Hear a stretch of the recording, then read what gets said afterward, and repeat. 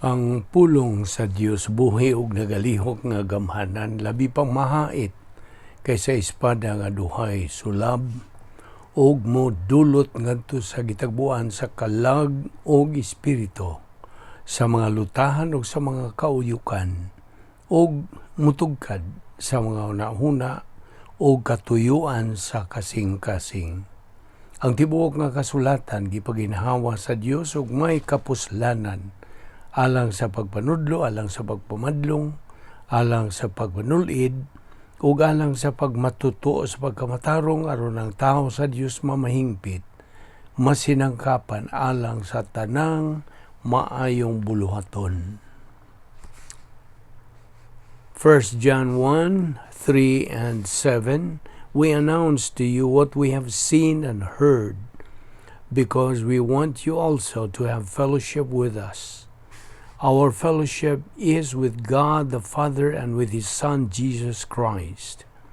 But if we live in the light, as God is in the light, we can share fellowship with each other. Then the blood of Jesus, God's Son, cleanses us from every sin. Ephesians 5:2-19-20. Live a life of love just as Christ loved us and gave Himself for us as a sweet-smelling offering and sacrifice to God. Speak to each other with psalms, hymns, and spiritual songs, singing and making music in your hearts to the Lord. Always give thanks to God the Father for everything in the name of our Lord Jesus Christ. Luke 24:13-15.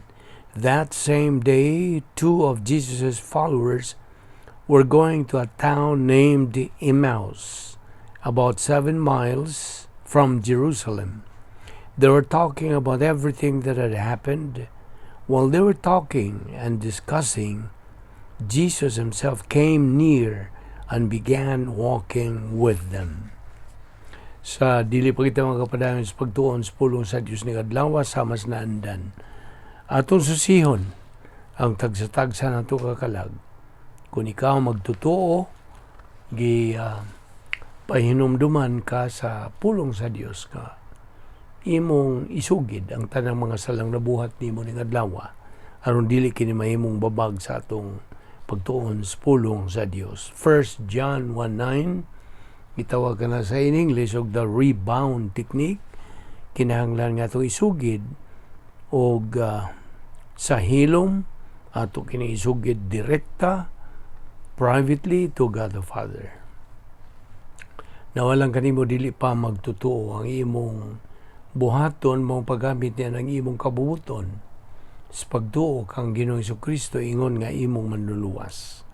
Tumuo ka kang Ginoong Hesus ug ikaw maluwas. Mga buhat, Kapitulo 16, versikulo 31. Busa, magampot karon sa hilom.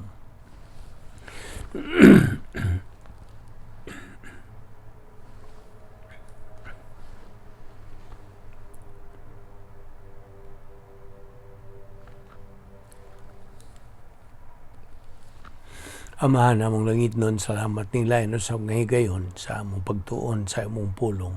Ubani kami karon, tudloy kami sa dugang pangamaturan, ipatinaw o ipatataw gayon sa pagtudlo kanamo pinagi sa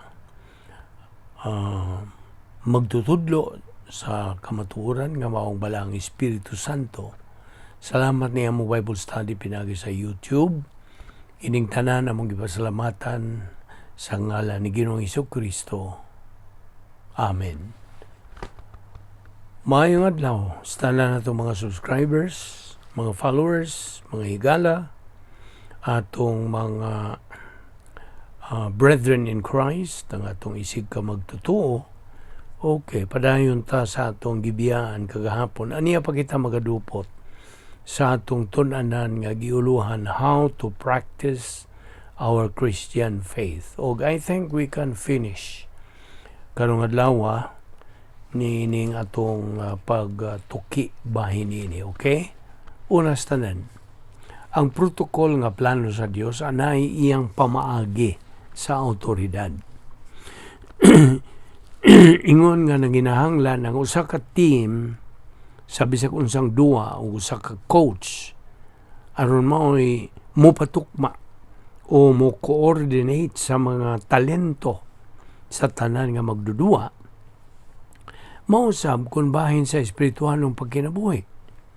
Ang Diyos mismo, in the form of the Holy Spirit, mao nga atong coach. Ikinahanglan ang atong pagkapuno sa Espiritu Santo aron kita makatuman sa protokol nga plano sa Dios alang sa atong tagsa-tagsa ka kinabuhi. Ikaduha, ang protokol nga plano sa Dios na iyang pamaagi sa pagkukabildo, communication. God the Holy Spirit ingon nga magtutudlo, kinahanglang makapadayag siya sa iyang pamaagi nganhi kanato. Ang pamaagi sa Dios sa pagbayluay sunahuna o communication, ang iyang playbook alang sa atong espiritualong pagkinabuhi, mao ang Biblia. Sa sa siya iyang gininhawa sa Dios, divinely inspired nga original nga mga pinulungan. Gikinahanglan ang atong pagtuon sa pulong sa Dios sa matag adlaw. Dili sinimana, dili makaduha sa adlawng Domingo, kundi sa adlaw-adlaw gyud. Ang katarungan niya na iyan ura. Ang pulong sa Dios mo'y kalanon sa atong kalag. Usahay malagmit, mupalta kita sa atong pagtuon. Apan ang atong tumong o goal, kinahanglang aduna tay sundanan sa paghimo niini sa makanunayon, magbatasan sa adlaw-adlaw pagtuon nga makapaligon sa espirituhanon tang kusog. Ang protokol nga plano sa Dios, ana kini siya'y magdudumala o administrador. Ang giingong magdudumala mao ang pastor. Kansang buhat maong pagkaluyuluyong magtutudlo kon coach. Ingon nga ang luyuluyong coach mao'y mo relay sa mga duwa gikan sa pangu nga coach. Mao man usab ang pastor ubos sa awtoridad sa Dios Espiritu Santo. Mao'y mutudlo sa pulong sa Dios ngadto sa anaa sa ubos sa iyang awtoridad. Sagad kitang pangutan og kinsa mang pastor ang tukmang pastor. Di man kita makahingan sa tukmang pastor apan makatug-ad kita kanimo sa pag-ingon nga kinahanglang magabatbat siya sa pulong sa Dios sa tataw og sa hustong paagi gikan sa original nga mga pinulungan from the original language. Kung wa man ugaling ang susamang klase sa pastor sa inyong dapit, anay mga tapes, mga DVD o MP3 o mga basahon, nga way bayad gikan sa mga doktrinal nga mga pastor magtutudlo sa tibuok nasod. Ang protokol nga plano sa Dios, kinahanglang anaa siya'y pamaagi sa mga solusyon. Ingon nga mga sakop sa iyang espirituhanon nga team, anaay talaan sa ingnon tag 10 play options nga gitawag tag napo ka mga paagi sa pagsulbad og suliran, 10 problem solving devices. Kung buot kita makasinati og kadaugan sa atong Kristohanong pagkinabuhi, gikinahanglan ta ang pagkat-on o paggamit niining napo ka mga paagi sa pagsulbad og suliran, 10 problem solving devices. Abi gud nimo, kung wa diha ang mga solusyon nga gisangkap sa Dios kanato, maparot o mapildi gayod kita sa atong mga kaaway nga si Satanas ug ang atong kinaiyang makasasala. Nawlaing punto dinhi, ang protokol nga plano sa Dios na ay mga kahimanan o assets Ang talaan sa mga kahimanan sa Dios permanente ug dayon na. Diyan ang higayon sa atong pagkaluwas. At the moment we got saved, gihatagan kita sa Dios og katluag siyam ka mga kahimanan nga di na mabawi, irrevocable. Di na gyud kini sila mawagtang. Wa na'y makailog ni ini apil na ni Satanas. Dili na kini sila mabawi nga mga kaimanan. Nag-aapil nining maong mga kaimanan, mao ang kinabuhing dayon. Ang pagkamatarong sa Dios, ang pagpuyo sa atong lawas sa Dios nga Amahan, sa Dios nga Anak, ug sa Dios nga Espiritu Santo, nagahatag usab kanato og usa ka kaimanan nga mabawi, revocable asset. Nga mao ang pagpuno sa Dios Espiritu Santo nga matangtang sa diyang makasa kita. Apan hingpit ang plano sa Dios. Busa, yano ra ang pagi aron kita mahibalik sa atong pagpakigambitay sa Dios ug kini mao ang atong paghingan, pagsugid sa atong mga sala ngadto sa Dios ug iya kitang pasayloon sa maong nabuhat ta nga mga sala ug limpyuhan kita niya sa tanantang kalapasan o kasalanan. 1 Juan 1:9. Sa lain pagyong punto, ang protokol nga plano sa Dios anay pamaagi sa pagkamabungahon, production o pag-alagad. Ang Kristohanon kinahanglan nga mapun-an siya sa Espiritu Santo aron siya magmabungahon o makaalagad sa tuyo sa paghimaya sa Dios. Ang pagampo, ang paghatag, o guban pang mga pagkamabungahon sa kinabuhing espirituhanon nga mga Diyos ng buhat, kana kung gibuhat kini samtang napunan siya sa Espiritu Santo. Di ba niya, sa panahon nga ang magtutuo napunan sa Espiritu Santo o magabuhat siya sa mga buluhaton nga Diyos nun, then kana. Sa akong lang giniingon, they belong to the category of divine good. Ug mao ra kanay matang sa mayong binuhatan nga magantihan sa Dios. Dili kadto mga tawhan ng mga binuhatan. Now, ang napulo kapagis pagsulbad sa suliran nga gisangkap sa Dios alang kanato, mao kini mosunod. Kini review lang. Ha? Number 1, rebound, pagkumpisal o pagsugid. Number 2, ang pagpuno sa Espiritu Santo, filling of the Holy Spirit. Ikatulo, ang paagis pagtuo nga nagadala og pahulay, faith rest drill. Ikaupat, ang pagpahiluna sa grasya, grace orientation. Ikalima, ang pagpahiluna sa doktrina, doctrinal or kanang pulong sa Dios. Ikaunom, ang personal nga pag-ila sa dadangatan, personal sense of destiny. Ikapito, ang personal nga paghigugman ngadto sa Dios nga Amahan. Ikawalo, ang impersonal nga paghigugma ngadto sa tanang katawhan.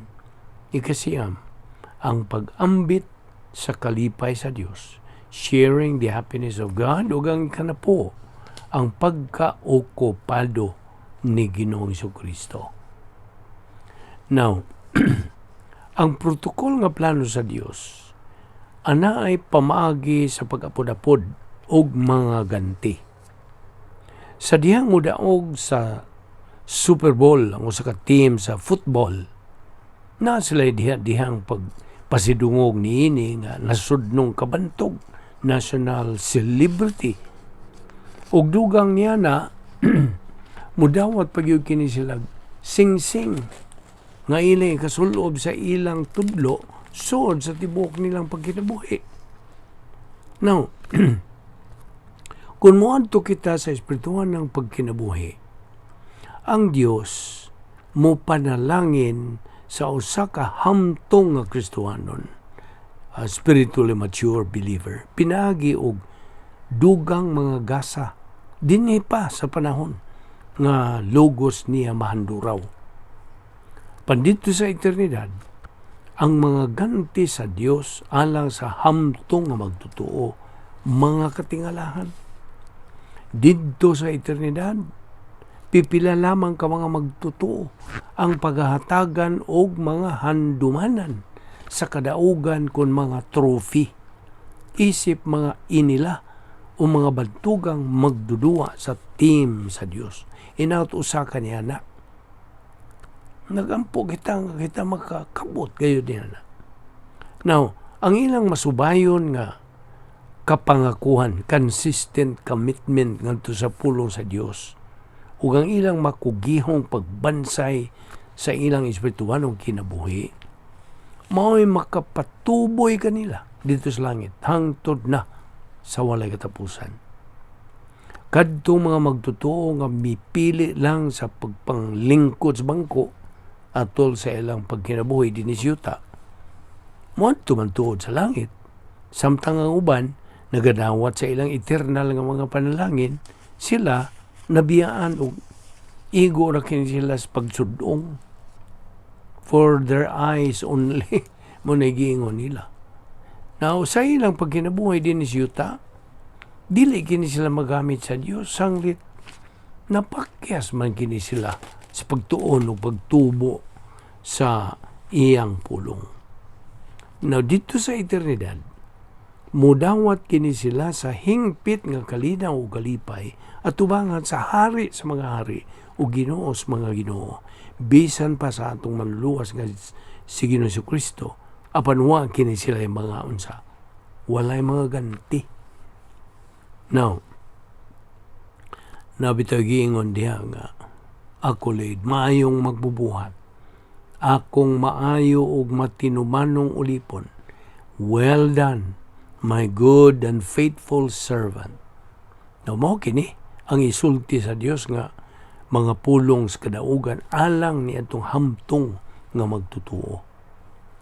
Apan na sa bagang duot sa mga magtutuo ang makadungog ni ini mga pulong, gikasubo ko, lingkod lang diha, kay wa ka man magkakat-on sa tukmang pagduwa, wa ka man gani gyud makasalmot duwa, ako ka man gihatagan sa matag kay gayunan nga mulampos unta ka, apan wa man nimo panumbalinga ang akong pag-coach kanimo. Oo, ang tanang mga Kristiyanon mo adto sa langit, dili na ikalalis, diin didto wa nay kasakit, wala nay luha, wala nay kaguol. Kitang tanan mga Kristiyanon, ang buot ko ipasabot, kitang tanan maglipay na sa hingpit nga kalipay. Nakadungog ka? Apananay, daghan usam nga mga magtutuo. Ang mga pildiro tungod kay ila manggi sa likway ang plano sa Dios sa ilang mga kinabuhi. Sobra pa sa daghan ang mapakyas paghibalo sa paagi sa Dios. Ang protokol sa Dios, ingon man sa mga pasiuna sa Dios. Dias Mateo 16:27, kini na kanayon. Kaya ang anak sa tao, kini ang titulo ni Hesukristo sa iyang gitawag og hypostatic union. Hapit na moabot uban sa himaya sa iyang amahan, kinuyugan sa iyang mga anghel, ug niya balusan niya ang tagsa-tagsa sumala sa iyang nabuhat. Ang pinadayag 2:26 o 28 nagsulti niini, alang sa makadaog og mo padayon pagbuhat sa akong kabubuton, meaning pagtuman sa plano sa Dios, hangtod sa katapusan sa iyang kinabuhi, hatagan ko sila gahom sa pagmando sa mga nasod. Ihatag ko usab kanila ang bituon nga kabugason. Now, adto tas paghisgot bahin sa mga pasiuna o priority sa Kristohanong pagkinabuhi. Unas tanan, ang labaw nga mga pasiuna sa imong kinabuhi, mao ang pagbaton sa makanunayong pagpuno sa Espiritu Santo o ang pagtuon sa pagtulunan sa balang kasulatan sa adlaw-adlaw nga paagi. Ang pagpamati sa doktrina, ang paggamit sa doktrina, ang pagkinabuhig doktrina, mao kini ang labing hataas nga matang sa pagsimba. Dihayo sa katawo nga sa makausa nangutana nako og unsa kuno kadugaya una pa ang usa ka magtotoo mamahimong hamtong nga Kristohanon. Now, sa maong pangutana, wa mangyutok mang tubag apan nayo sa kabutang ang siguro niini. Dili mo gugol og tibuok ang kinabuhi ang pagkahamtong espiritual ni magkinahanglan og kahibalo sa matag usa ka konsepto sa doktrinas Biblia. Ang espirituhanon nga pagkahamtong nanginahanglan lamang kini og pagkamaswayon og sa pag-anad sa pagtuon sa pulong sa Dios ug pagtubo pinaagi niini. Hinumdumi baya nga way maayong laki nga magdudua sa paugnat sa kusog nga nangahimong mga kampyon nga wa moagi og kahago, kakugi, pagtuon o pagbansay apan sa wa pa kini sila mga tiwang. Gihatagan sa Dios ang matag magtutuo og susamang mga kahigayunan sa pagkat-on sa iyang pulong o sa pagtuman sa iyang plano. Gihatagan sa Dios ang matag Kristohanon og kaugalingong kabubuton aron siya makapili kung buot ba niyang mamahimong most valuable player o magapainit ba lang siya siyang sampot sa bangko. Tinuod, ano ni bagang duot sa mga Kristohanon? Ang di lang gyud mangtubo espirituhanon. Mga espirituhanong batang masuso lamang kini sila sa diyang nangatao kini sila pag-usab. Ug human sa mga kawhaan katuig na nilabay, nagpabilin lang gihapon kini silang espirituhanong mga bata na masuso. Mga magtutuo kini silang naggamit paghihapon o mga bibiron.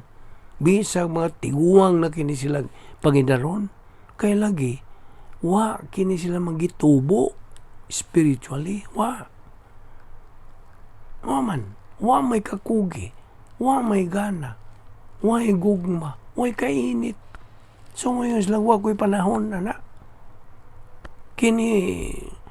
Wa kini sila alamag sa pagmatikod. Unsay tawhanong maayo og dautan. Evil. Ug aron unta makalikay kini sila sa ingon. Mga hamtong rang mga magtutuong makamatiko discern unsay tawhanong maayo og dautan. Busa ang usa lamang kahamtong nga magtutuo nga nagapadayon sa pagtubo sa grasya ug sa kaibalo sa atong Ginoo Kristo, segundo Pedro 3:18, maoy mga mananaog sa Kristohanong kinabuhi. Nabuot ka bang mahimong usa kanila? Nan, sunda ang matagmando sa pulong sa Dios o you can be on your way there. Ang sagad mong madungog nga cliche, mao ang just hang in there. Magampo ta. Balaan na mga Diyos, salamat nining grasya nga mong gipahimuslan. Ang imong pagpatinaw ka namo nini mga butanga. Unsaon na mo pagkinabuhi nga magmadinaugon diha sa imong tubangan. Samtang niya pag kami dinhi niining kalibutan nga gidumala ni Satanas. Salamat o Diyos sa imong pagka makagagahom, imong makanunayon nga pag sangkap ka na mo sa tanan na mong gikinahanglan. Aron lamang kami magmadinaugon nga mga anak nimo.